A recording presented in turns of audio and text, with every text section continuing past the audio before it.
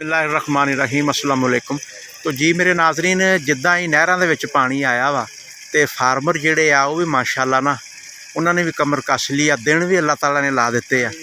तो फार्मर के हत्थ दे विच ना जी सन क्रॉप दी जिंकरोन पकड़ी हुई है, जिहदे विच फास्फोर दूसरी पोटाश और नाल फास्फोरस भी आ, बोरान भी आ। तो अद्धी बोरी जिहड़ी है ना नाल वो यूरिया दी मिला रहे आ ते 5 लीटर फी किले के हिसाब नाल ये फ्लड कर रहे हैं। तुसीं देख लो फ्लड का अमल अज जारी है।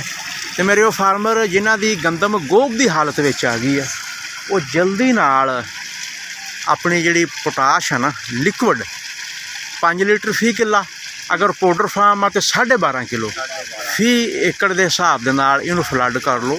ਇਹਦਾ फ़ायदा ये होएगा कि गंदम का सिट्टा लंबा होएगा, दाना मजबूत होएगा। थोड़ी जी इन्हां नाल भी गल करते हैं कि की फ़ायदे आ जिहड़ी अज चीज़ फ्लड कर रहे हैं। आपकी ज़ुबानी दसो कि अज की फ़ायदा होगा गंदम नूं।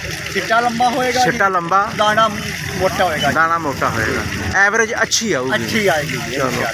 तो मेरे वो फार्मर जिन्हां दी गंदम गोभ की हालत च आ गई है, वो जल्दी नाल इस तरह ड्रम लै लो तो ड्रम लैके तुसीं जनाब इसका जिहड़ा ना पानी के जरिए लिक्विड आ तो 5 लीटर पाउडर फार्म आ तो 12.5 किलो फी किले के हिसाब नाल तुसीं फ्लड कर लो। देख लो किन्ने वसीह पैमाने ते गंदम लगी हुई है।